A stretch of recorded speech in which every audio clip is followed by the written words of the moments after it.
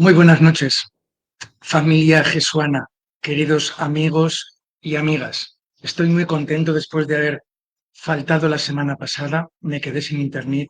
Sin internet era imposible arreglarlo antes de que empezásemos la conferencia, así que tuve que aplazar. Me he guardado Sabéis que el tema de la semana pasada iba a ser el infierno bajo sospecha, la doctrina del infierno bajo sospecha. Me la he guardado para más adelante, porque eh, eh, cuando redacté la conferencia o el guión de la conferencia, eh, empecé a enfadarme mucho. Y creo que hubiese sido una conferencia beligerante. Y yo no quiero hacer nunca eso. Me gusta confrontar ideas, compartirlas, debatirlas, que las compartan conmigo, pero no quiero poner el dedo encima de nadie o señalando a nadie. Y estaba tan enfadado. Bueno, no solo ahora, me refiero al hecho de que estoy enfadado con el infierno desde hace muchísimo tiempo, pero al redactar, al guionizar la conferencia, se me revolvía el estómago. ¿Cómo es posible que esta doctrina se infiltrase en el cristianismo hasta el punto de hacer algo central en la predicación de diversas confesiones cristianas? Muchas, yo diría casi todas, porque tanto catolicismo como el protestantismo en general, pues cree en el infierno, cree en un castigo eterno por fuego. Ahora se habla de la soledad, Dios se aparta, el ser humano se siente solo, sigue viviendo por toda la eternidad sintiéndose solo de Dios. No sé qué es peor. Bueno, yo creo que es peor el fuego, ¿no? Porque es incluso más violento. Así que me la guardo para dentro de unas semanas y así se calmarán los ánimos y diré lo que quiero decir y como quiero decirlo de verdad. Bueno, el asunto de hoy, el asunto que nos convoca hoy, me hace muchísima ilusión, porque frente a todo pronóstico y aun viendo cómo es el Israel de hoy, casi tendría que matizar más todavía. No el Israel, sino el gobernante o el gobierno de quien está actualmente al mando. En Israel me parece una auténtica basura. No puedo comprender cómo después de tanto tiempo del Holocausto, un judío o un conjunto de judíos, los que están en el gobierno, judíos ortodoxos, dentro de ella, dentro de él, del gobierno, consiguen no recordar, consiguen olvidar el sufrimiento que provocó el nazismo en el medio mismo del pueblo judío. ¿Cómo es posible que judíos puedan olvidar lo que se sufre cuando se es perseguido por ser de una etnia o de una religión? Bueno, pues aún así, cada vez más estoy dando pasos agigantados hacia el Israel de Dios. Me está interesando muchísimo este asunto. Tengo buenos maestros que me ayudan a comprender algunas cosas que aún no controlo del todo y que me gustará hacerlo, pero pese a que Israel durante toda su existencia fue capaz de serle desleal e infiel a Dios, Dios aparece en la Biblia como, como el ente que tiene a Israel como la niña de sus ojos. Yo sé por qué, tú también. Lo que pasa es que yo igual le doy más importancia, porque creo firmemente que Israel era tan importante para Dios, porque Dios sabía que Jesús de Nazaret iba a nacer en su seno. Y por eso conduce al pueblo, lo aconseja, le recrimina cuando lo hace mal, porque quiere que Israel llegue a parir a Jesús de Nazaret, porque ese hombre será su Mesías, el Mesías de Dios y el Mesías de Israel y nuestro Mesías. Por eso estoy empezando una especie de camino para buscar cómo amar más a Israel, al Israel de Dios, que luego veremos que el Israel de Dios no es algo que reemplaza al Israel natural, en absoluto, y Pablo lo dejó claro, clarinete. Y eso se puede debatir, pero no se puede defender. Porque entonces se traiciona la voluntad de Pablo cuando él decía algunas cosas. Vale, entonces, empecemos. La pregunta de si Pablo se hizo cristiano toca directamente, derechamente, al corazón de la relación entre judaísmo y jesuanismo desde los orígenes del jesuanismo. Abandonó Pablo a su pueblo, a Israel, a su religión, la religión judía, para abrazar otro tipo de creencias y de religiones. Le ocurrió en el camino a Damasco que lo que vio o entendió que veía lo apartaba del todo del judaísmo que había practicado como fariseo hasta ese día y que de repente iba a convertirse en otra cosa. O por el contrario, Pablo siguió siendo un judío practicante que tenía la convicción de que había encontrado en la persona de Jesús de Nazaret el Mesías que tanto habían ansiado sus antepasados, sus padres, sus abuelos. Así que, sin más miramiento y sin anestesia, yo voy a deciros desde el principio a qué opción me encaro yo. Yo defenderé, como me imagino que creéis y esperáis, que Pablo optó por la segunda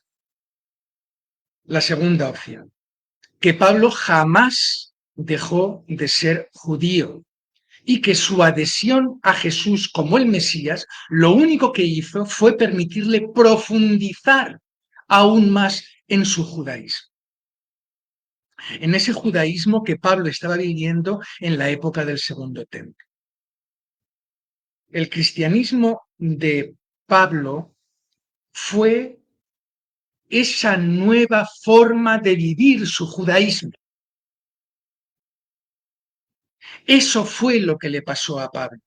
No voy a llegar a conclusiones aún, pero quiero permitiros entrever cuál es el camino que quiero llevar. El jesuanismo o el cristianismo de Pablo fue la forma de vivir su judaísmo interiorizando que Jesús de Nazaret era el Mesías esperado. Esta lectura cuenta con una ventaja, con un amplio respaldo no solamente de textos bíblicos, sino también de la historia indirecta. Luego os contaré. Primeramente, tenemos que distinguir, es muy importante que seamos conscientes de que la palabra cristianismo puede traicionar, en cierto sentido, trampear el verdadero origen del cristianismo. Yo por eso prefiero llamarlo jesuanismo y prefiero denominarme jesuano, porque hoy la palabra cristianismo lleva a muchos debates insulsos, sin sentido. Hay tantas adherencias en el cristianismo de ahora que yo, no sé si os lo conté en alguna ocasión en estos vídeos en directo, necesitaba librarme de la propia palabra para sentirme cómodo siéndolo.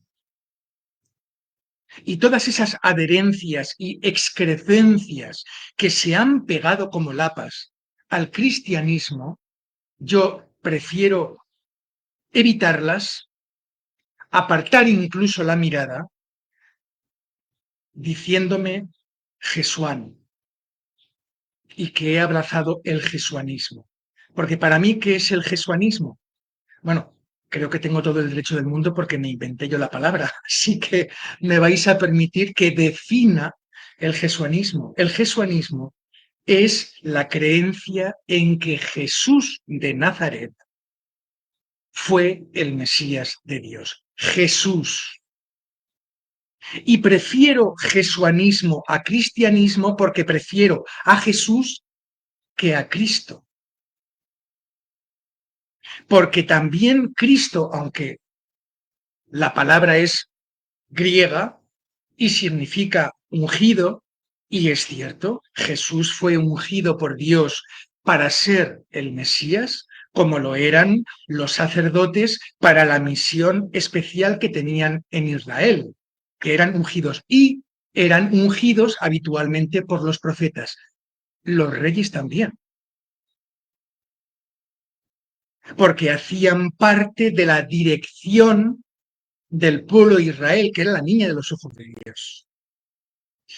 Entonces, muy probablemente, durante esta conversación que vamos a tener, digo muy probablemente, algunas veces diga cristianismo, pero no será porque haya dejado de ser jesuano, sino porque o se me escapará o estará en un contexto negativo sobre el jesuanismo y entonces lo llamaré cristianismo, cristianismo como institución. La comunidad de los primeros discípulos no se llamó cristianismo, no fue así.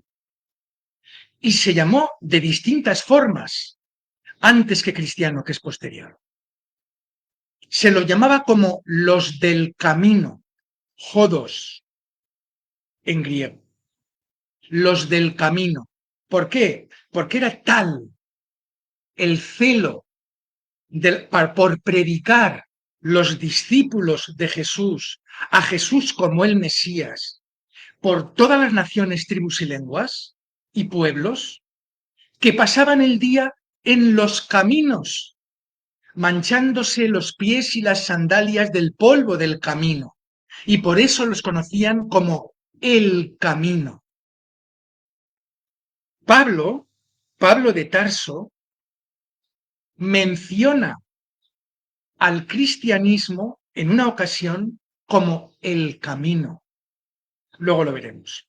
También se llamaban y los llamaban los santos o simplemente los hermanos. Pero no como una religión aparte del judaísmo, sino haciendo parte del contexto de la realidad del ecosistema del judaísmo. Y luego veremos con diversos textos bíblicos que la voluntad de Dios ya desde el Antiguo Testamento era conseguir que los gentiles, iba a decir paganos, parece, no sé, más ofensivo, los gentiles se insertasen como ramas de un mismo olivo que era Israel. Esa era la pretensión de Dios. Y lo leeremos juntos en el Antiguo Testamento. Por eso tengo tanta convicción en lo que os estoy diciendo ahora. Fijaos, en Hechos 24:14, Pablo afirma: adoro al Dios de nuestros padres según el camino que ellos llaman secta, creyendo todas las cosas que están escritas en la ley y en los profetas. ¿Qué significa esto? Dos cosas. Primero, que ya constata Pablo que al camino hay judíos que lo están llamando secta, es decir, que se está separando. Y segundo, que Pablo no aborrece al haber creído en Jesús de Nazaret de su pueblo judío. ¿Por qué? Pues porque dice, creyendo todas las cosas que están escritas en la ley y en los profetas. Adoro al Dios de nuestros padres, creyendo todas las cosas que están escritas en la ley y en los profetas.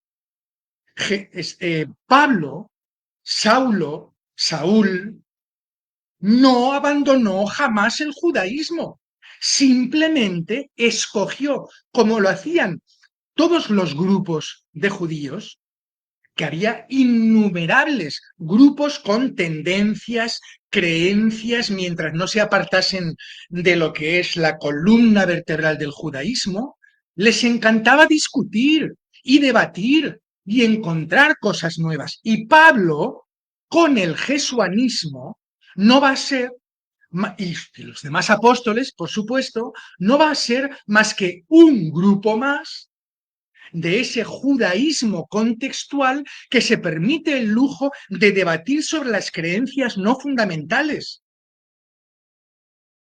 Y por eso, durante los primeros tiempos, hasta que lamentablemente los judíos fueron expulsados del cristianismo, se sintieron parte del pueblo judío que habían encontrado en Jesús de Nazaret el Mesías tan esperado. Así que Pablo no se convierte a ningún cristianismo. En primer lugar, porque aún no lo hay. No ha nacido el cristianismo. El cristianismo vendrá muchos años más tarde. El cristianismo tal como lo conocemos ahora. Así que no podía creer ni aceptar algo que no existía aún. Lo que hizo fue defender su modo mesiánico en Jesús de Nazaret ante Israel y ante los gentiles. La identidad judía de Pablo no fue nunca para él renunciable. Fue irrenunciable. Pablo nunca dejó de identificarse como judío. Fijaos, en Filipenses 3, 5 y 6, declara incluso con un cierto aire de orgullo, leo, circuncidado el 8º día, del linaje de Israel, de la tribu de Benjamín, hebreo de hebreos, en cuanto a la ley fariseo, en cuanto al celo perseguidor de la iglesia, en cuanto a la justicia que es de la ley, irreprensible. Aquí Pablo está dando su carta de identidad y no habla nunca en pasado. No dice fui fariseo o fui israelita, sino fariseo, israelita de la tribu de Benjamín. Está hablándoles en presente. Estas son su carta de identidad. Y verlo de otra forma es aceptar una teoría que me parece miserable, perdón, que es la teoría del reemplazo. Hubo un momento en el cristianismo, ese sí, cristianismo, cuando la Iglesia decidió abominar de Israel. Y por eso la Iglesia empezó a cambiarle los nombres a los apóstoles, porque no quería tener nada que ver con Israel. ¿Y qué ocurrió en ese momento? Que perdió sus raíces, que perdió su contexto, que perdió el idioma del 80% de toda la Biblia cristiana. El 80% de la Biblia cristiana es Antiguo Testamento, escrito en hebreo. ¿Y por qué quiso la Iglesia desprenderse de ese judaísmo? Para llevar a cabo la operación del reemplazo. No quería que nadie pensara que podían coexistir entre esas dos facciones religiosas. No, no, no. Lo que pretendían era apartar completamente, demonizar al judaísmo para poder introducir la teoría del reemplazo. Ahora somos nosotros quienes llevamos el testigo de la Iglesia. Cuando la Iglesia primordial, primigenia, había sido la Iglesia apostólica judea del Nuevo Testamento, vinculada completamente al judaísmo. ¿Yo me haré judío? No. ¿Por qué? Porque siendo jesuano, ya estoy injertado en el olivo del Israel de Dios. No me hace falta circuncidarme. Y eso ya me lo dejó clarísimo Pablo en sus escritos. Claro que no, yo no voy a hacerme judío. En absoluto. Ahora bien, quiero compartir con vosotros mi decepción al hecho de que, creando la teoría del reemplazo, eso conllevase perder nuestras raíces religiosas, espirituales. Y por eso hemos de volver, hemos de desandar caminos. No importa, a mí no me importa. A ver, a mí nunca van a llamarme judaizante porque no tengo la pinta. Pero no me sentiré insultado. No me sentiré insultado porque esa parte del camino que quiero llevar y en el que quiero que me acompañéis hoy, al menos intelectualmente, quizá no lo aceptéis y me parecerá muy bien y me quitaré el sombrero. Pero lo que yo os quiero proponer hace parte de una cosmovisión distinta. Una cosmovisión que tiene a la vez el griego que hemos tenido siempre, los cristianos y el hebreo que hemos perdido. Hemos perdido la raíz del olivo.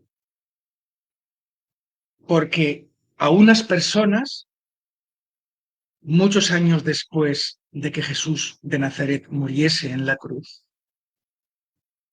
de que Pablo de Tarso muriese mártir, de que Pedro muriese mártir, de que Bernabé muriese mártir por su fe en Jesús, en su vida, en su muerte y en la resurrección que nuestro Dios produjo en él. Si hemos perdido eso, hemos de recuperar. Si queremos parecernos más a Jesús, tenemos que caminar hacia Israel para entenderlo mejor. Porque si no, se nos escaparán muchas cosas. Traicionaremos el propio mensaje de Jesús de Nazaret, de Pedro, de Pablo, de Bernabé, de Simón el celote. ¿Qué pudo ver Simón el celote en Jesús? Un guerrillero, muy probablemente asesino, para cambiar su vida. Y ese era un judío extremo. Probablemente podríamos decir que Jesús estaba en las antípodas de este común cristianismo. Estaban en dos extremos opuestos. Pero vio el celote a quién debía ver. Y lo abrazó y lo siguió. Pero nunca debimos perder nuestro contexto judío. Nunca. Ya os contaba, cuando hice el vídeo sobre el primado de Pedro, que precisamente por culpa de haber perdido nuestras raíces judías, las mismas, religiosamente hablando, las mismas que las de Jesús de Nazaret, nos equivocamos hace ya 15 siglos, nos equivocamos al leer este asunto de las llaves del reino y del cuando atéis aquí, ataréis allá, y cuando desatéis aquí, desataréis allá. Eso no significaba que Pedro y los apóstoles podían retener el perdón de los pecados si no querían hacerlo, sino que atar y atar arriba, desatar y desatar arriba significaba que tenían que ir a predicar el evangelio del reinado de Dios por obligación, por mandato expreso del Mesías, porque tenía que llegar el evangelio a cada nación, tribu, lengua y pueblo, para que así, conociendo la bondad del evangelio y el reinado de Dios, esas personas pudieran aceptarlo y por lo tanto los apóstoles tenían la potestad, dependiendo de sus elecciones, de atar o de desatar. Si iban, podían desatar, porque las gentes que los escuchasen podían aceptar el evangelio, o podían atar si no iban. Bueno, pues eso solo pude saberlo a raíz de empezar a investigar y saber lo que significa en el mundo judío atar o desatar. Y así muchos ejemplos. Yo no digo que haya que aprender hebreo para poder entender a Jesús de Nazaret, pero sí que creo que lo haremos. No hace falta el idioma hebreo, pero sí, ya intentaré encontrar en PDF para que pueda enviároslo a quienes me lo pidáis, algunos libros sobre la contextualización del mundo cristiano, jesuano, dentro del contexto judío y cómo poder ir más allá y más rápido. Me comprometo a buscar. Y quienes me lo pidáis, me lo dejaréis, me imagino, en comentarios, pues se lo enviaré a su correo electrónico. Bien, Decíamos entonces que Pablo jamás dice en Filipenses, fui fariseo, fui israelita, sino soy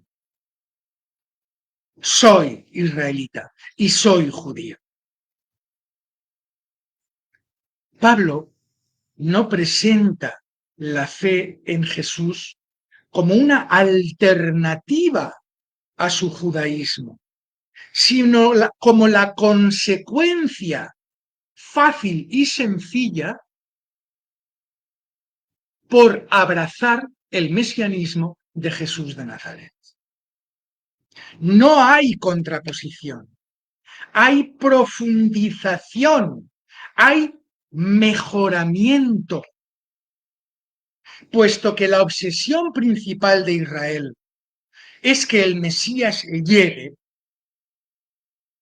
Pablo, cuando se encuentra frente a frente con Jesús y se da cuenta de que quien tiene delante es el Mesías de Israel,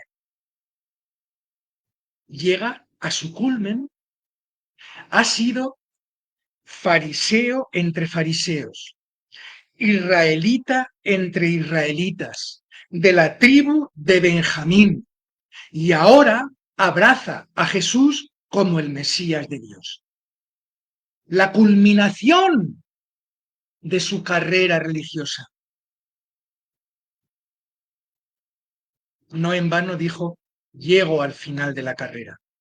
Probablemente estaba hablando de su edad y del futuro que le esperaba. Para él, para Pablo, la ley apunta hacia el Mesías. Esta visión es coherente con los textos bíblicos, tanto del Antiguo Testamento, cuando el pueblo expresa y Dios inspira que va a venir un Mesías y que han de esperarlo, y que hay profecías en el Antiguo Testamento que define y desarrolla al Mesías. Es coherente, pues, con la comprensión judía apocalíptica, mesiánica, y no con la idea de que una otra religión ha sido creada y se desliga de la Torá. Lejos de rechazar su identidad. Ahora estoy haciendo planteamientos, ¿eh? No os pongáis nerviosos o nerviosas porque voy a traeros muchos textos bíblicos más que hacen referencia a esto y que apuntalan la idea que os estoy proponiendo. Lejos de rechazar, por lo tanto, su identidad judía, lo que hace Pablo es reivindicarla como la base de su apostolado. Necesitaba Pablo un sustrato. Era el sustrato hebreo, sustrato judío, del que empezar a crecer una planta. Ha sido sembrada la semilla, ahora hace falta que fructifique. Él cree en su autoridad apostólica. Su encuentro con Jesús no cancela su identidad, sino que la mejora, suma, no resta. No hace falta restar el judaísmo para ser jesuano, sino simplemente sumarse al judaísmo. Sumarse al judaísmo teniendo a Jesús de Nazaret como su Mesías esperado. Pablo, por lo tanto, se mueve en el ámbito de las escrituras hebreas y de la religión judía, y no la deja. Lo que sí deja claro es que la ley no ha tenido, ni tiene, ni tendrá la justificación por ella, sino que la línea que explora Pablo en sus escritos es que la fe es la que permite la justificación, pero sin abandonar la ley. Pablo dice la ley es pura, santa y buena. ¿Cómo va a abominar de ella? ¿Cómo va a abandonarla? No, no, no, no. El problema judío era que se había volteado tanto hacia el extremo de ser justificados por el cumplimiento de la ley, habían perdido toda razón. Porque el ser humano no puede justificarse por las obras de la ley. Es imposible. Y Pablo da certeramente con ello. En Romanos 11, Pablo defiende explícitamente la permanencia del pueblo de Israel en los planes de Dios. Fijaos, Romanos 11:1. ¿Ha desechado Dios a su pueblo? En absoluto. No lo digo yo, lo dice él. En absoluto. Y añade, yo mismo soy israelita, de la descendencia de Abraham, de la tribu de Benjamín. Romanos 11. 1. ¿Qué demostración más palmaria existe que esta, de que Pablo se siente y se sabe judío? Y Pablo vivirá y morirá judío. ¿Ha desechado Dios a su pueblo?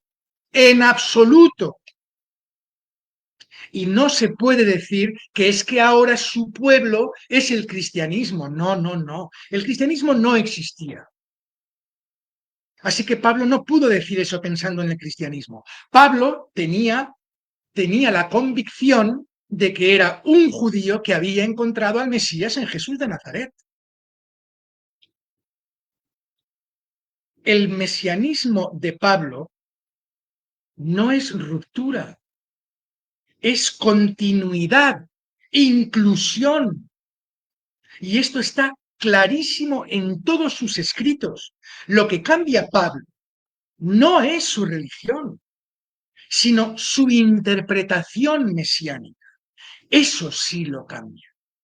Por eso yo decía antes que la forma en que Pablo es cristiano es siendo judío mesiánico que cree en Jesús de Nazaret como el Mesías. Pablo no abandona la esperanza de Israel ni la esperanza en Israel, sino que afirma esa esperanza que se ha cumplido en Jesús. Fijaos, segunda epístola de Pablo a los Corintios, capítulo 1, versículos 19 y 20. Leo. Porque el Hijo de Dios, Jesús el Cristo, que entre vosotros ha sido predicado por nosotros, por mí, por Silvano y Timoteo, no ha sido sí y no, mas ha sido sí en él, porque todas las promesas de Dios son en él, sí, y en él, amén, por medio de nosotros, para la gloria de Dios. Fijaos qué inteligentísimamente Pablo destruye el debate sobre si hay que ser una cosa o la otra. Dice literalmente, no ha sido sí o no, sino que ha sido sí en él.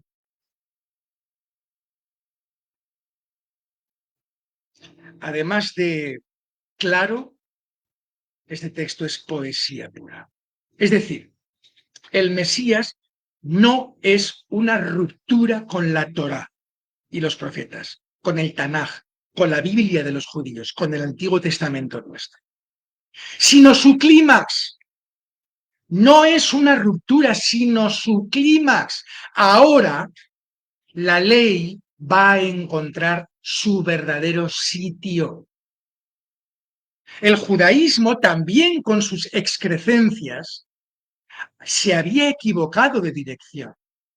y pensaba que la justificación estaba en la ley, que la ley era capaz de justificar y que por sus buenas obras el judío podía alcanzar la vida eterna. Pero Pablo se da cuenta y desmiente a ese judaísmo, se da cuenta de que no es posible, pero que a través de la fe en Jesús de Nazaret sí es posible.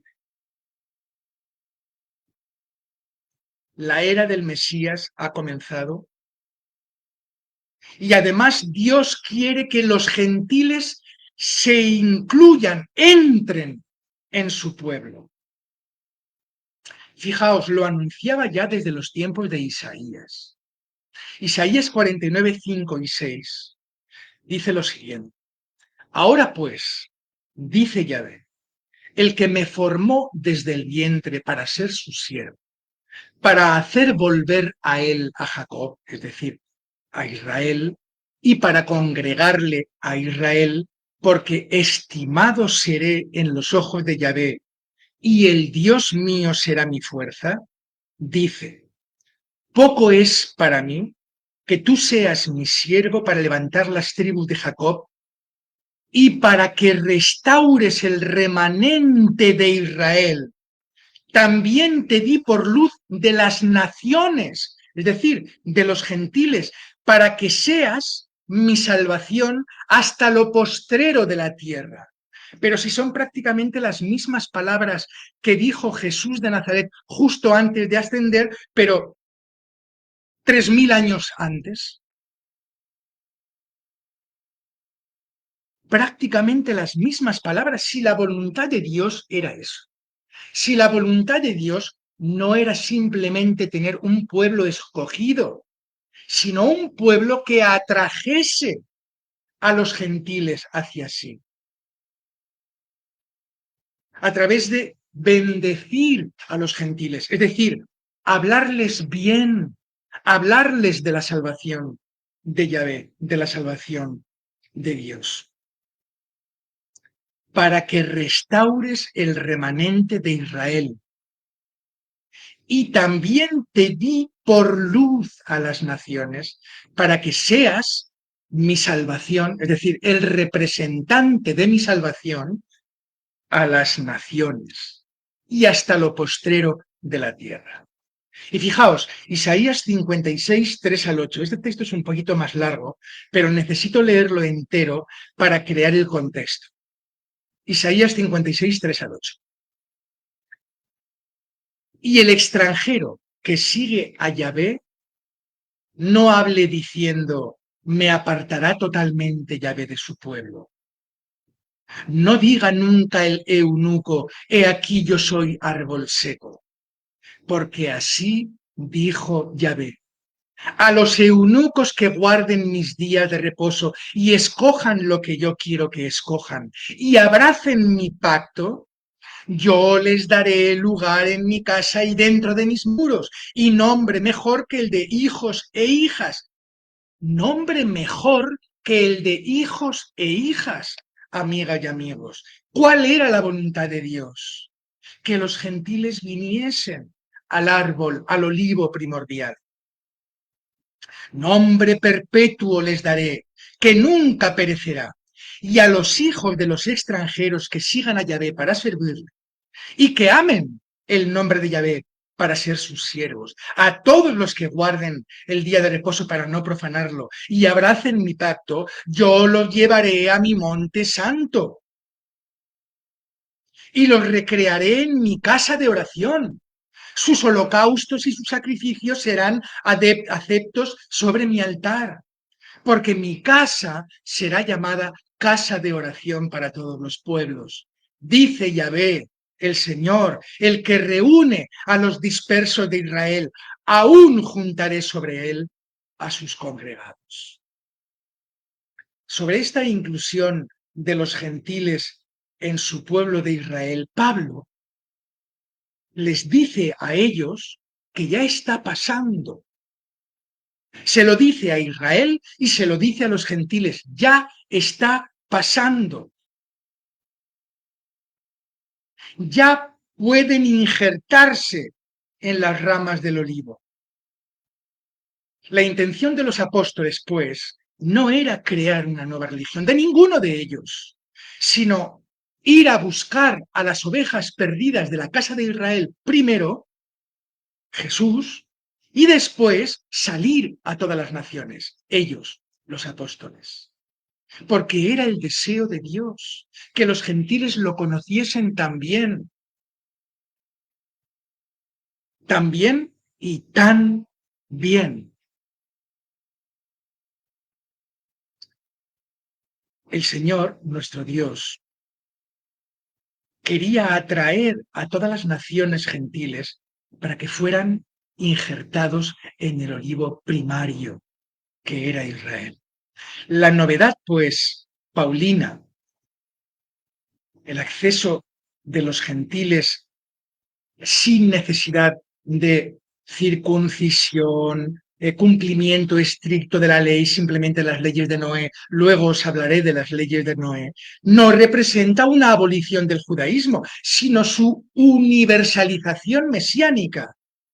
Ahora, colocando a la ley en su sitio y sabiendo para qué puede servir y para qué no, ahora los gentiles van a comprender y por lo tanto van a aceptar mejor al Dios uno y único, a ese Dios bondadoso, misericordioso, que quiere atraerlos a ellos también a su seno. Ya se vislumbraba en los profetas, como hemos leído, Isaías. Vale, pues ahora quiero hablaros un poquito de esas leyes de Noé. No sé si las habréis oído mencionar en alguna ocasión, imagino que sí. Las leyes de Noé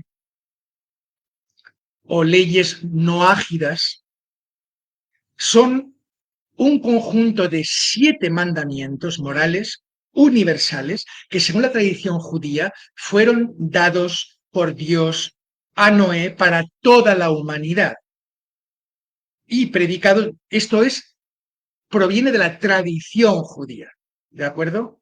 Pero sabemos que los apóstoles estaban acostumbrados a oír de estas leyes de Noé porque las leyes para los gentiles que salen del primer concilio en Jerusalén, el primer concilio jesuano mesiánico en Jerusalén, contienen estas leyes de Noé.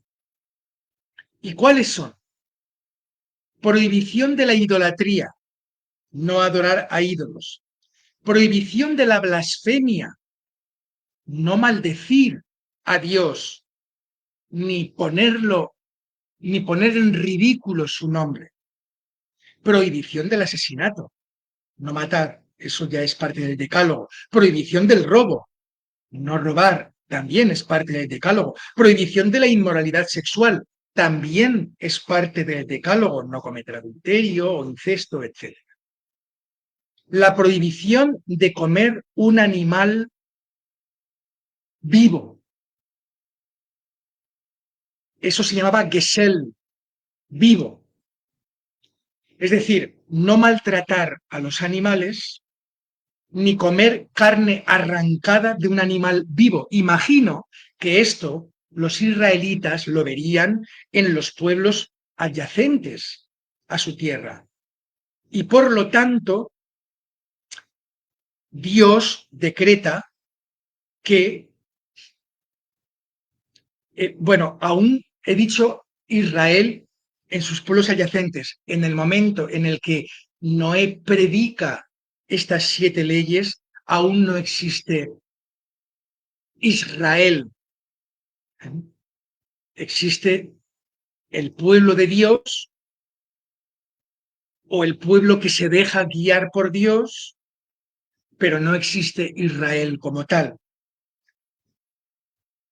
Entonces, ellos verían que eso hacía parte de la normalidad de aquellos pueblos adyacentes y decreta que está prohibido comerse vivo a un animal porque es atroz.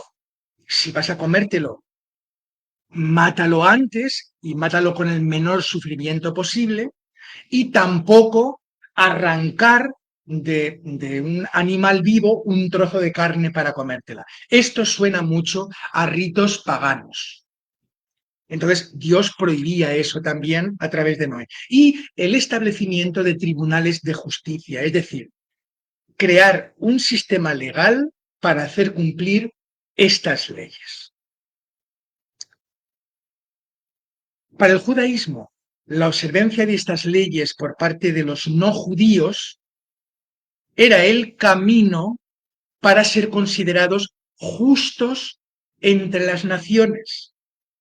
Y esa representación y esa condecoración aún hoy existe en el judaísmo.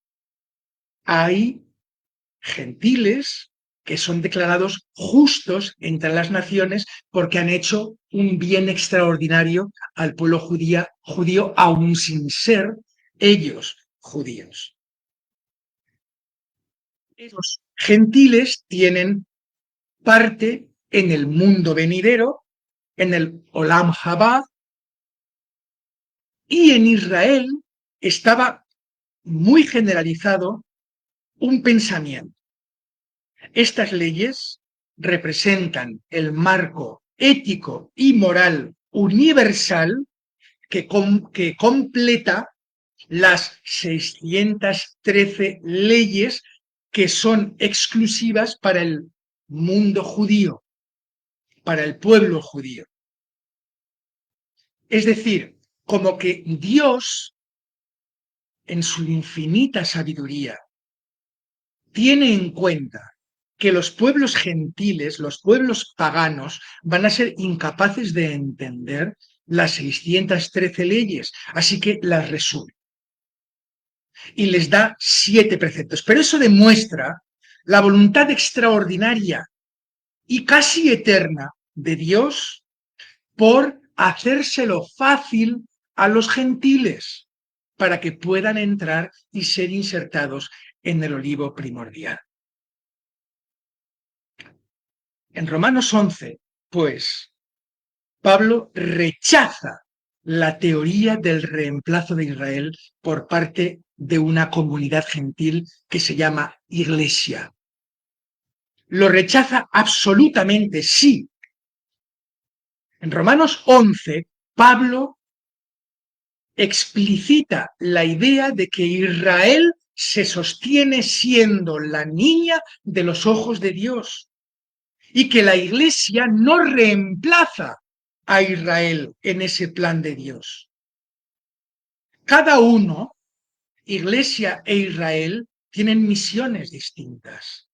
Este capítulo es uno de los argumentos extraordinarios y definitorios de la teoría en contra del reemplazo que manifestaba Pablo. Y ahora voy a leeros bastantes textos. Fijaos, ya he leído esto. Romanos 11.1. Digo pues, ¿ha desechado Dios su pueblo? En ninguna manera, porque también yo soy israelita de la descendencia de Abraham, de la tribu de Benjamín. Bien. Romanos 11.11. Digo pues, ¿han tropezado los de Israel para que cayesen? En ninguna manera. Pero por su transgresión vino la salvación a los gentiles, para provocarlos a celos. Aquí afirma Pablo que la entrada de los gentiles al pueblo judío de Dios no es reemplazo, sino instrumento de restauración de Israel, porque el Mesías ha venido a restaurar a Israel.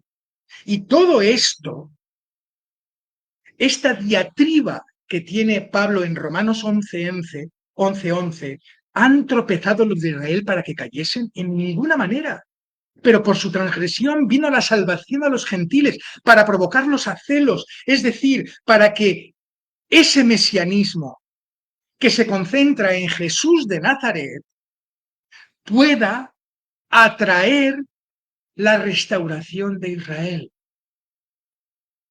No para que se cree una religión distinta, sino para que se restaure Israel con la ayuda del Mesías y de sus seguidores, insertándose en ese olivo.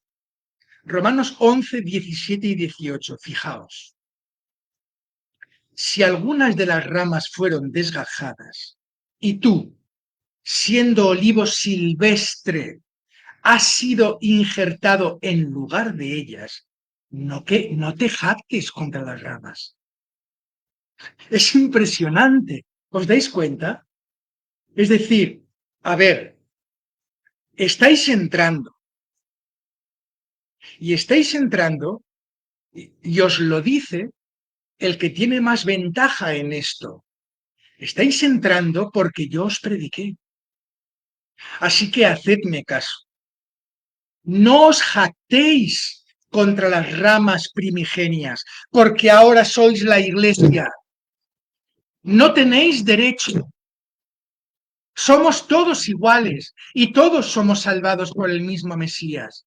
Israel restaurándolo y la iglesia siguiendo los pasos del Mesías de Israel.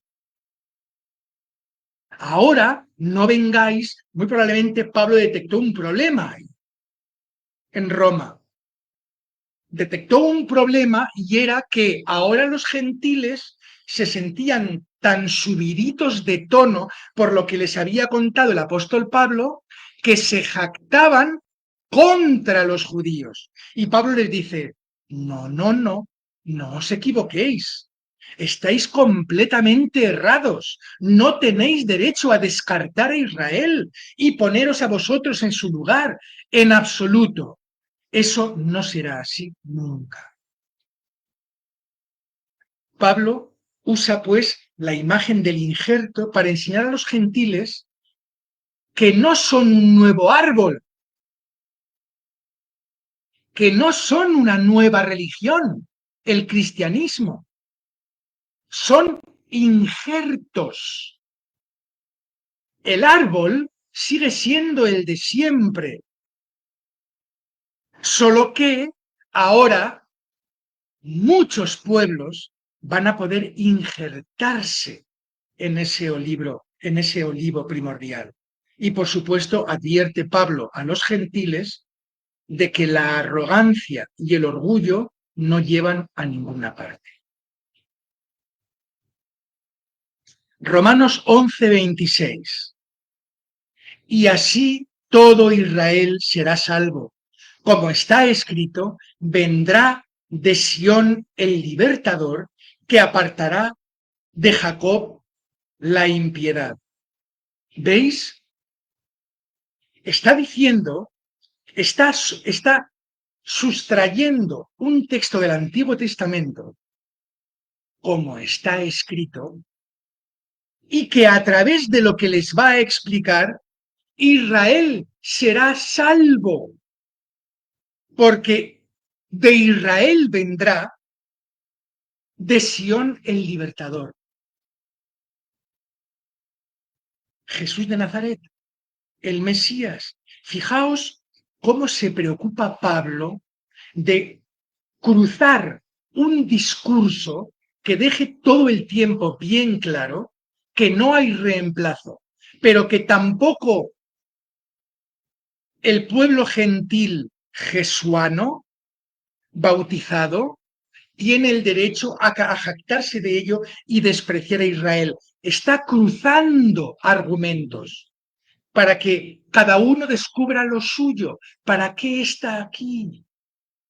¿Cuál es la intención de Dios de hacerlo como lo hace? Así que esta profecía, y así todo Israel será salvo, como está escrito, vendrá de Sión el libertador que apartará a Jacob de la impiedad. Esta profecía afirma que la historia de Israel no ha terminado. No es que Dios haya desechado ya a Israel porque tiene a su Mesías que va a fundar el cristianismo. No. En resumen, a ver, son las 10, o sea que llevamos prácticamente una hora. Bueno, creo que no voy mal. En resumen, decía, los gentiles resumen de este capítulo 11 de Romanos, las enseñanzas, las lecciones de Pablo de Tarso. Los gentiles están injertados en el pueblo de Dios, que es Israel, y lo ha sido siempre. Están injertados. No es que se hayan ido por su camino y hayan seguido los pasos del Mesías lejos del olivo. No, no, no. Están injertados en el pueblo de Dios. También Israel no ha sido desechado. Lo dice bien claro en sus epístolas. La entrada de los gentiles es parte del plan que tiene para hacer regresar a Israel a las sendas antiguas. ¿Veis cómo los dos grupos tienen cada uno su misión? Y no hemos de perder esa perspectiva. Por eso puedo mostrar, no sé si demostrar, pero sí puedo mostrar que Pablo no desechó a Israel, que Pablo no tiró a la basura la Torá, que Pablo no deja de lado el Tanaj, el Antiguo Testamento para nosotros, la Biblia hebrea para los judíos. No. Ahora hay dos trabajos que hacer. Y cada uno es trabajo del pueblo específicamente. De la Iglesia Judea Apostólica del Nuevo Testamento, ir a predicar el Evangelio a todos los pueblos, tribus, lenguas y naciones, e Israel dejarse atraer hacia los antiguos caminos gracias a la aportación del Mesías. Caer en la cuenta, llegar a la conclusión de que el Mesías ya ha llegado, que ha estado aquí, que ha vivido entre nosotros, que ha muerto por nosotros o a causa de nosotros, por nuestra culpa, en el sentido de que queriendo mostrarnos la verdadera forma de ser y de pensar de Dios, aun sabiendo que iba a morir por ello, fue hacia adelante. Bien, sabiendo esto, sabiendo Israel lo que ha ocurrido, todo Israel será salvo.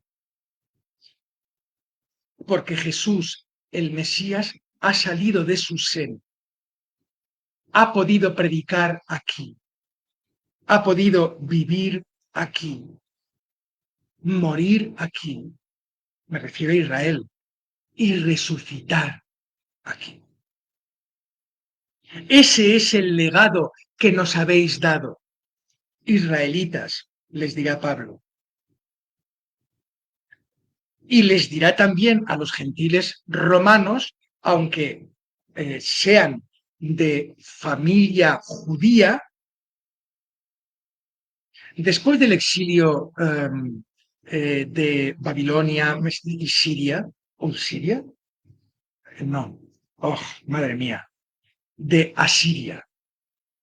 Después del exilio hubo, esto ya os lo conté también, creo, hablando del primado de Pedro, hubo muchos judíos que al salir de aquellos pueblos paganos ya no fueron a Israel, sino que se marcharon a otras tierras, a tierras de los gentiles. A la segunda o tercera generación, el hebreo prácticamente se había perdido, pero no las raíces judías. Y por eso defendía que muy probablemente los que primero predican a Jesús como Mesías en Roma fueron Priscila y Aquila, que se convertirán después en carros que tiran de la iglesia, Priscila y Aquila. Y así se va corrigiendo el rumbo de cada uno de los dos grupos. Hay además testimonios del entorno paulino y que dejaron por escrito o insinuado que Pablo no había abandonado su judaísmo. Por ejemplo, Lucas, el autor de Hechos de los Apóstoles o de los Actos de los Apóstoles, presenta a alguien que es Pablo entrando continuamente en las sinagogas y haciendo votos nazareos. ¿Cómo sería posible esto si Pablo hubiera renegado del judaísmo? Pablo observa las fiestas judías. Fijaos, Hechos 21, 23 al 26. Haz pues esto que te decimos.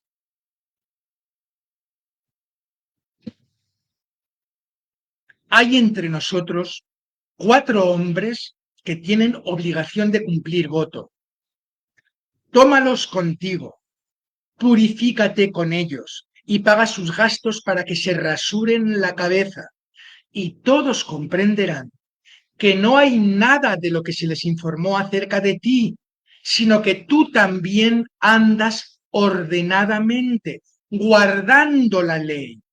Pero en cuanto a los gentiles que han creído, nosotros les hemos escrito determinando que no guarden nada de eso, solamente que se abstengan de lo sacrificado a los ídolos, de sangre, de ahogado y de fornicación, parte de las leyes de Noé.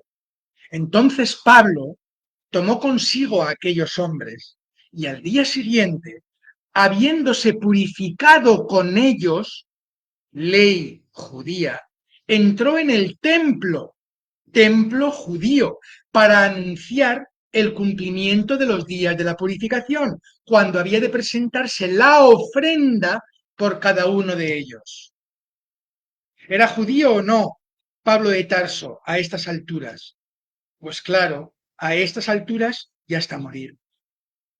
Y es evidente en las Escrituras, amigas y amigos, no cerremos los ojos. Fijaos, en Hechos 28, 17, ya preso en Roma, Pablo declara: hermanos, no he hecho nada contra el pueblo ni contra las costumbres de nuestros padres.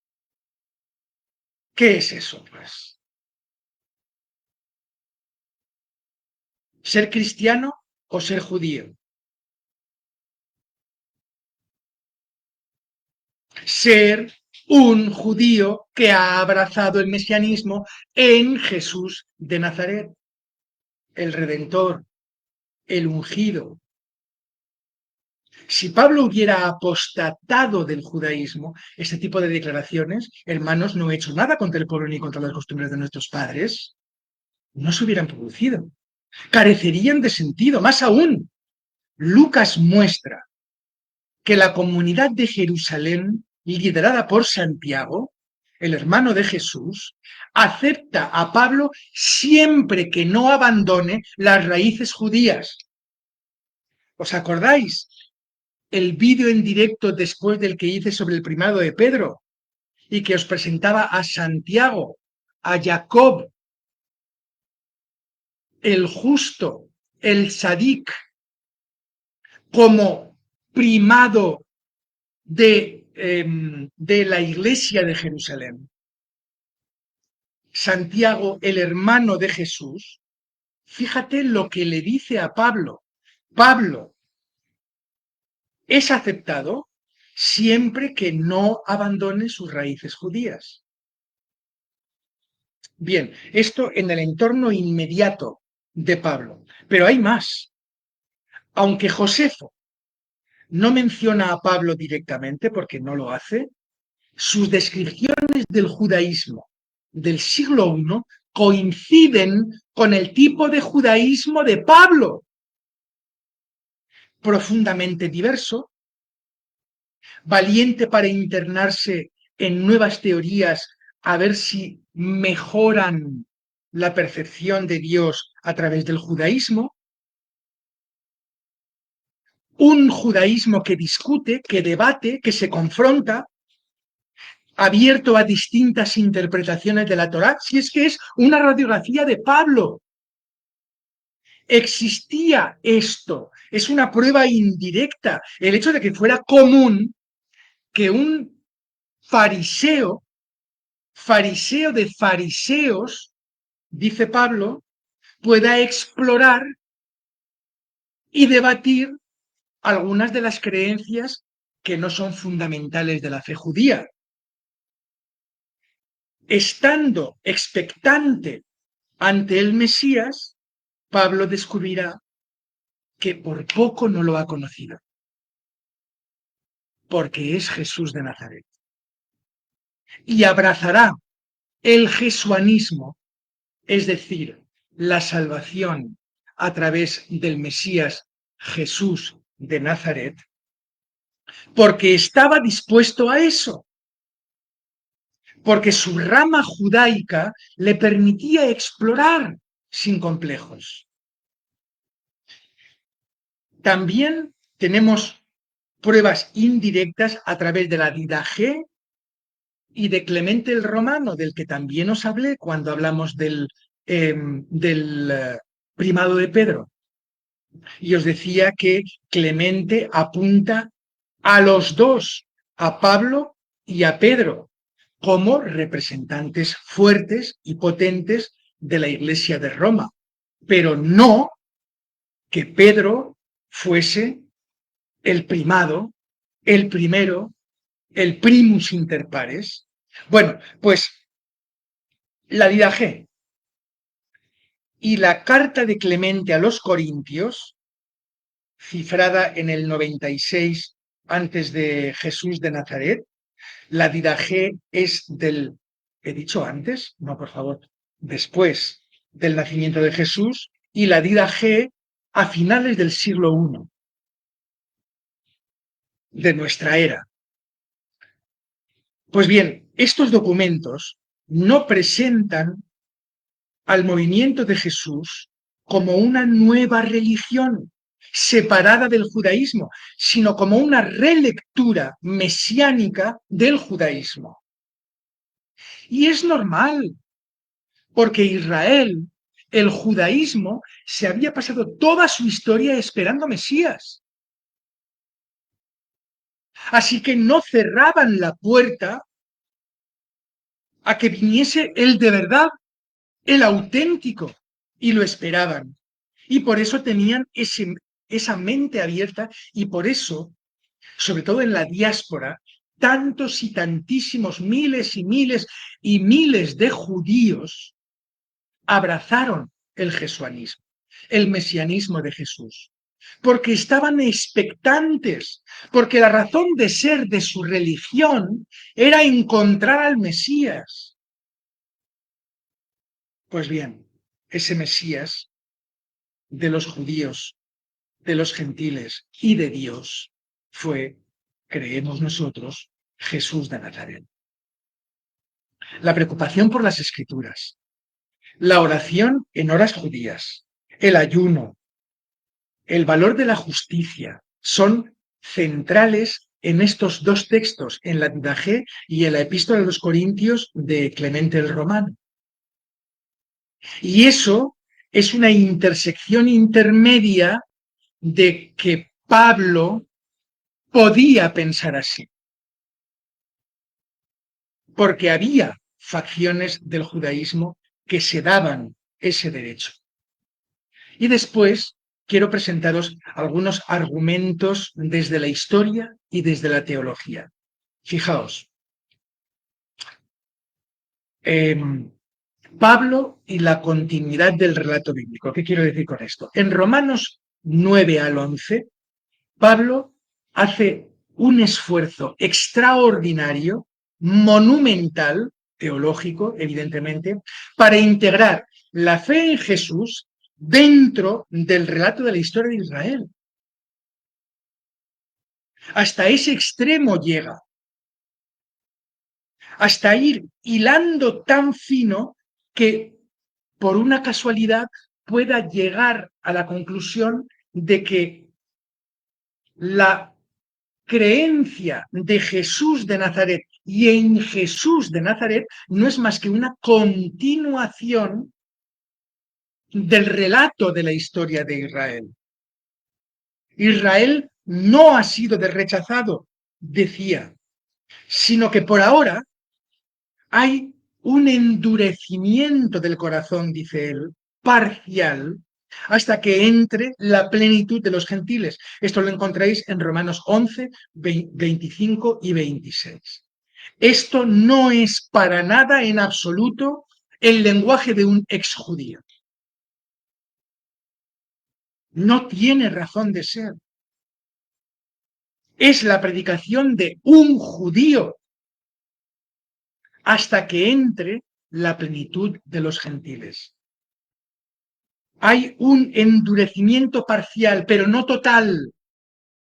Y Pablo entiende que llegará un momento cuando Israel acepte al Mesías de Dios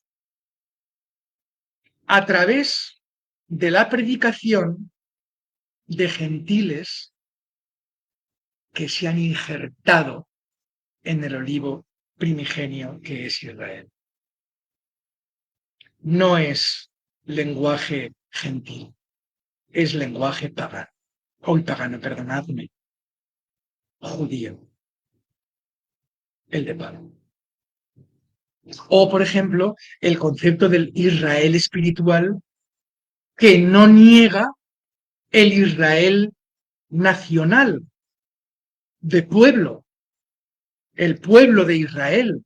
En Gálatas 6:16, Pablo habla de el Israel de Dios. Algunos han leído esto como una sustitución, pero no es verdad.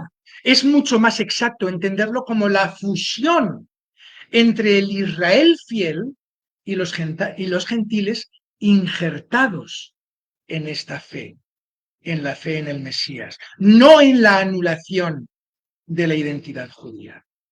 Vale, ahora quiero plantearos en defensa propia ya algunas objeciones comunes que personas pueden tener al respecto de esta exposición mía. Porque están convencidos de que fue Pablo el que fundó el cristianismo, ni siquiera Jesús. Hay muchos que piensan que quien construye de verdad el cristianismo, quien le da un armazón institucional, es Pablo. Pues bien, esta afirmación ignora que Pablo nunca habló de crear o de fundar una religión, mucho menos fundarla él, sino de anunciar el cumplimiento de las Escrituras en Jesús. Eso sí lo decía Pablo, y eso sí lo pretendía Pablo. No es que su relación con la comunidad de Jerusalén, dirigida por los apóstoles profundamente judíos como Pedro o como Santiago o como Bernabé o como Simón el Celote, se convierta en una desconexión con Israel. No es ese el plan, sino en aprovechar las raíces del olivo primigenio, que ya es antiquísimo y por lo tanto tendrá razón, raíces como maderas, se presente a través de la predicación de unos gentiles que han abrazado el mesianismo de Jesús.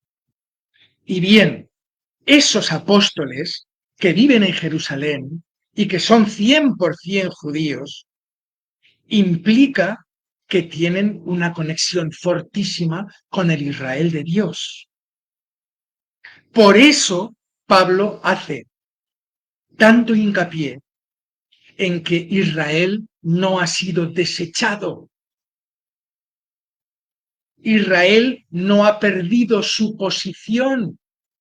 Es igualmente importante que antes y desde luego tan importante como la Iglesia Apostólica Judía del Nuevo Testamento, y cada uno tendrá su misión. Otra objeción podría ser que Pablo rechazó la ley. Pero ya hemos leído algo que insinúa lo contrario. No es así. Pablo distingue entre la ley la autoridad de la ley y la misión que tiene la ley, que es en lo que se han confundido los judíos. Romanos 3:31. Luego, por la fe invalidamos la ley en ninguna manera, sino que confirmamos la ley. Estas son palabras de alguien que rechaza la ley, que se ha dado cuenta de que la ley no sirve para nada, que sirve solo la fe. Parece que no, ¿no? Pablo no presenta la fe en Jesús como una alternativa a la ley, sino como su culminación, como su clímax para él. La ley apunta hacia el Mesías. Esta es la visión correcta. No que la fe ha sustituido a la ley, sino que la ley apunta al Mesías venidero.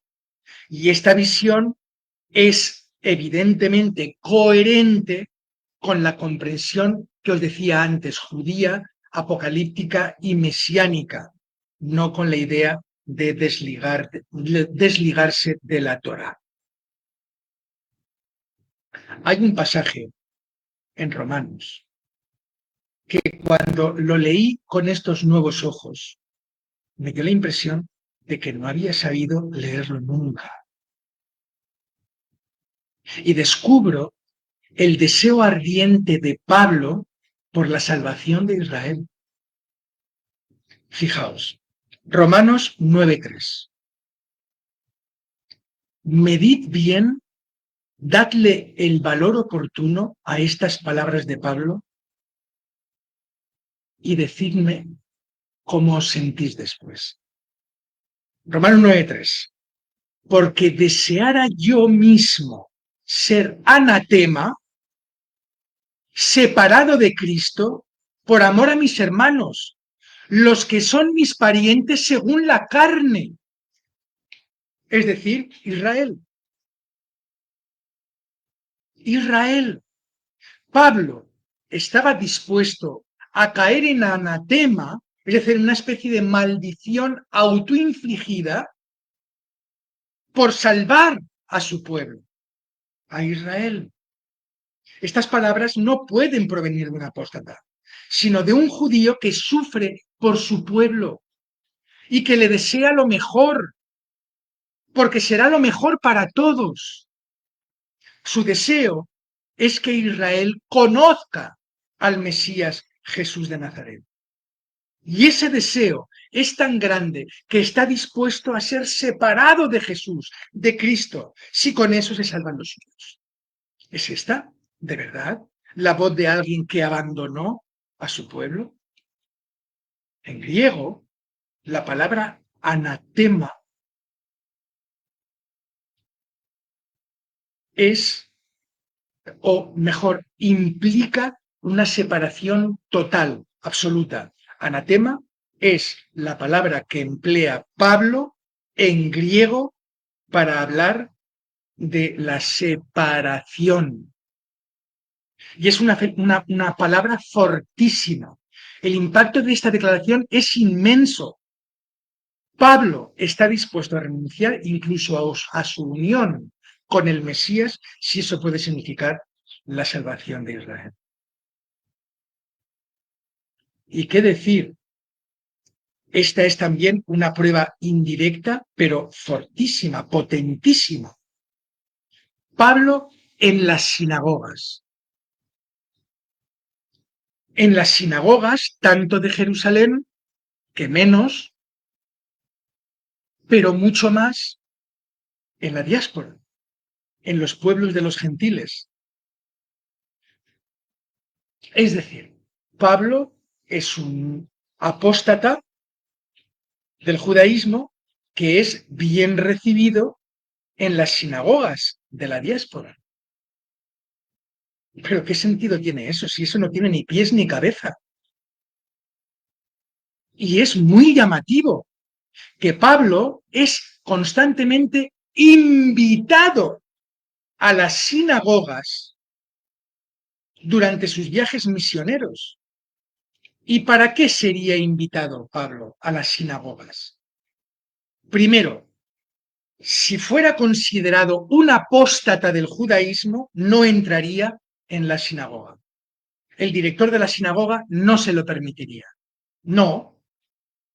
¿Quién va a permitir que entre alguien que va a desviar a su pueblo? Ahora, sí podía permitir que Pablo, que lo único que lo diferenciaba de ellos era que había aceptado a Jesús de Nazaret como el Mesías de Dios, ¿qué impedía que les predicase? Pues claro, a ver si nos convence o no nos convence. Igual lo sacamos de la sinagoga a patadas en el culo, pero ¿y si nos convence? Entonces los rabinos invitaban a Pablo a hablar en las sinagogas, porque querían saber de qué iba eso. Pero desde luego no hubieran permitido nunca que un Pablo apóstata del judaísmo hubiese hecho lo mismo. Mirad, Hechos 13:5. Y al llegar a Salamina, anunciaban la palabra de Dios en las sinagogas de los judíos en la diáspora, pues en esas sinagogas y a esas sinagogas Pablo era invitado a hablar sobre el Mesías Jesús de Nazaret. Hechos 13, 14 y 15. Llegaron a Antioquía de Pisidia y entraron en la sinagoga un día de reposo. Los principales de la sinagoga les mandaron a decir: hermanos, si tenéis alguna palabra de exhortación para el pueblo, hablad. Esto solo podía ocurrir porque Pablo seguía perteneciendo al judaísmo del segundo templo. No era percibido como fundador de una nueva religión. Eso no se lo hubieran permitido nunca los rabinos, sino que era considerado un maestro judío con una interpretación mesiánica de las escrituras. Y las acusaciones en Jerusalén sobre que Pablo no permitía la circuncisión. Ya. Bueno, pues en Hechos 21:21 se nos narra cómo ciertos judíos acusan a Pablo de eso, de predicar contra la ley. Hechos 21:21. Pero se les ha, perdón, se les ha informado acerca de ti, que enseñas a todos los judíos que están entre los gentiles a apostatar de Moisés, diciéndoles que no circunciden a sus hijos, ni observen las costumbres. Es la preocupación de los líderes de la comunidad de Jerusalén. Sin embargo, ¿cómo responden? ¿Dice que la acusación es cierta? No. Acepta purificarse ritualmente y participar en un voto nazareo. Pero ¿qué más pruebas queremos? No quiere, lo que quiere es disipar un escándalo por una falacia, una mentira. Pablo no está haciendo eso. Porque es judío y se siente judío. Hechos 21:26. Entonces Pablo tomó a aquellos hombres y al día siguiente, habiéndose purificado con ellos, entró en el templo, etcétera, etcétera. Es un versículo que hemos leído. Pablo, pues, no ve contradicción entre su fe en Jesús como el Mesías y el cumplimiento de la ley. Ninguna contradicción. Su problema no es con la Torá. Su interpretación es con la misión que el pueblo judío le ha dado a la Torá, que es incapaz de hacer la Torá. Y sí es capaz de hacer la fe, la gracia. La gracia es la que nos da la salvación. La gracia de Dios. Gracia y paz. Conclusión. Terminamos. La figura de Pablo no puede entenderse con categorías modernas. No fue un cristiano que se salió del judaísmo, como diríamos nosotros ahora, ¿no? Nos salimos del catolicismo y nos hicimos... No, no fue un hereje que fundó otra religión, sino un judío profundamente convencido de que en Jesús habían recibido por parte de Dios al Mesías. Su misión a los gentiles fue una prolongación del llamado de Israel a ser luz a los gentiles, como les había dicho Isaías, o Dios en Isaías. Seréis luz a los gentiles. Su misión a los gentiles, según Isaías 42:6, que ya os he leído, era esa. Pablo no se hizo cristiano, amigas y amigos. Por mucho que se empeñen algunos, bueno, a ver, que a veces hablo con tantísima, bueno, no sé cómo hablo, pero no quiero que penséis que voy a convenceros y que quiero convenceros. Vehemencia es la palabra que buscaba. Hablo con tanta vehemencia que parece que estoy aquí pontificando. No, simplemente hablo con vehemencia porque creo haber encontrado muestras fidedignas de que Pablo de Tarso vivió y murió judío. Encontró como buen fariseo, encontró la culminación de todo lo que se había esperado en anterioridad por Israel en Jesús de Nazaret.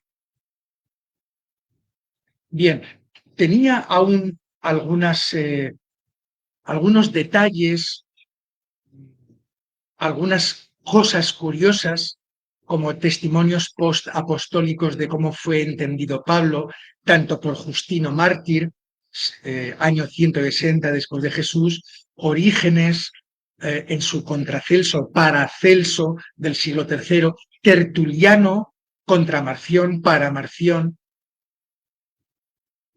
Fijaos, Tertuliano defiende a Pablo como verdadero intérprete del Dios de Israel, no como un hereje. Tertuliano, haciendo sus diatribas contra Marción. Es muy interesante. Pero bien, lo vamos a dejar quizá para alguna otra ocasión. Repito, Pablo no se hizo cristiano. La respuesta posible solo es no. Se hizo judío mesiánico convencido de que Jesús de Nazaret fue el cumplimiento de la esperanza de Israel. Justo 1 hora y media. Qué bien. Hoy, por lo menos, me he mantenido en los márgenes de la corrección. Bueno, pues tenemos solamente un comentario, es el de Rosa García Izquierdo. Ella dice, tiene mucho sentido lo que explicas. Muchísimas gracias, Rosa. Pues nada, os agradezco muchísimo vuestra presencia hoy aquí. He disfrutado una barbaridad. Me encanta reunirme con vosotros, sentir vuestro aliento, percibir que os interesa mucho o poco, pero os interesa lo que os cuento y que os puede ayudar o que pensáis vosotros que puede ayudaros a fortalecer vuestra espiritualidad, y eso me hace sentir muy feliz y hace que me sienta útil, cosa que en la etapa de mi vida que ya estoy empezando a vivir, de algo más que madurez, me permite tener objetivos, ponerme al servicio de aquellos que quieran usar aquello que pueda enseñarles, si es que puedo enseñarles algo. Así que repito, os agradezco muchísimo que hayáis venido. Os agradezco también a aquellos que vais a verlo en diferido por haberos tomado la molestia de apartar un tiempo para ver lo que dice este señor mayor, que a veces se le va la bola y se pone muy vehemente. Os convoco mañana a la entrevista que le haré a Antolín Diestre Gil, como todos los viernes, a las 8 de la tarde, y ya mañana anunciaremos lo de su conferencia del sábado. Un abrazo muy fuerte. Sinceramente, os quiero mucho a todos. Espero que paséis una buena semana.